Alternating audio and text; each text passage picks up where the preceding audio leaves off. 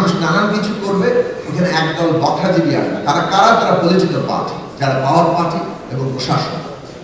তো ফর্মাল এবং informal sector দুই জায়গাতেই বখাজীবিতা হয়ে যাচ্ছে আমাদের দেশের অর্থনীতির প্রধান বিষয়। এই বখাজীবিতা বন্ধ হবে কিনা, এটাই বাংলাদেশের এখন সবচেয়ে বড় অর্থনৈতিক চ্যালেঞ্জ। বখাজীবিতা যদি বন্ধ হয়, এই দেশের মানুষ তাদের সৃজনশীলতা দিয়ে ব্যবসা বাণিজ্যকে গ্লোবাল স্ট্যান্ডার্ডে নেওয়ার ক্ষমতা রাখে। কাজেই এই সরকারের সামনে চ্যালেঞ্জ হচ্ছে যে কত লোককে বখাজীবিতার ভাগে আরো যুক্ত করে লোকজনকে ঠান্ডা রাখবেন, নাকি আসলে বখাজীবিতা থেকে বেরিয়ে নতুন অর্থনৈতিক সম্ভাবনা সৃষ্টি করবে। এতদিন পর্যন্ত কিন্তু বখাজীবিতাই চলেছে। অনেকে চাঁদাবাজির কথা বলেন, চাঁদাবাজি ডেফিনেটলি হচ্ছে এবং চাঁদাবাজি যারা করেন তারা তো করছে।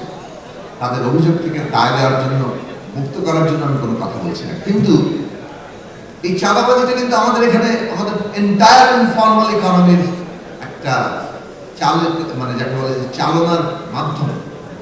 এই টাকার বখাটা নিয়ে কিন্তু এটা পরিচালিত।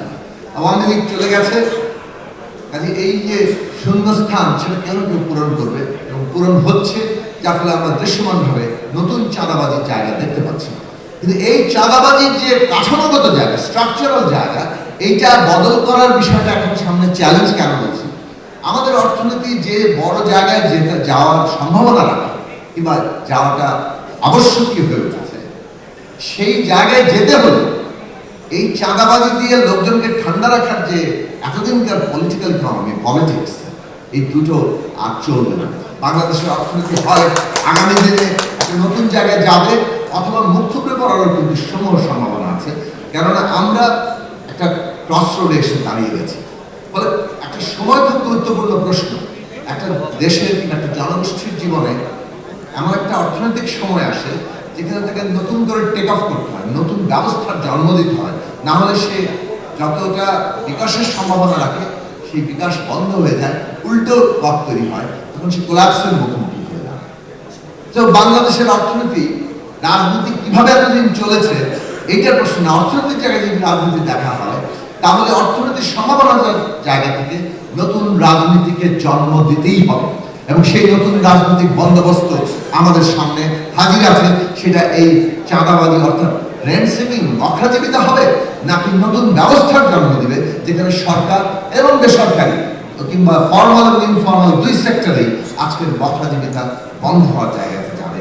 সেটা যদি বন্ধ জায়গায় যায়, যদি সত্যি সত্যি ওয়ান স্টপ সার্ভিস হয়, ব্যবসা মানে পুঁজি আসলে লাভজনক বিনিয়োগ ক্ষেত্র, যতক্ষণ তার লাভজনক বিনিয়োগ ক্ষেত্র আছে ততক্ষণ পুঁজি জীবন্ত থাকবে।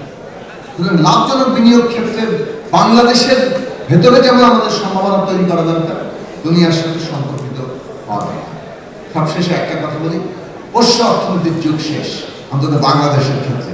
যে এই ক্রনিক ক্যাপিটালিজমের ইতিহাস আমরা দেখেছি, এই ক্রনিক ক্যাপিটালিজমকে কোনো না কোনো নতুন মোড়কে হাজির করা বাংলাদেশের মানুষ অভ্যুত্থানের মধ্যে দিয়ে আর দেখতে চান না, প্রত্যাখ্যান করেছেন।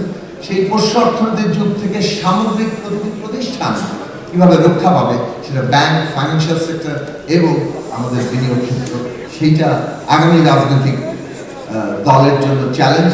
সেই চ্যালেঞ্জ মোকাবেলা আমরা মনে করি যে আমাদের দৃষ্টিভঙ্গি দরকার, আমাদের জনমানুষের যে আকাঙ্ক্ষা আছে সেই আকাঙ্ক্ষাকে রাজনৈতিকভাবে ধারণ করা দরকার এবং সেইখানে সবার আগে জনগণের স্বার্থ, সেইটাকে প্রাধান্য দিয়ে নতুন শক্তি দরকার।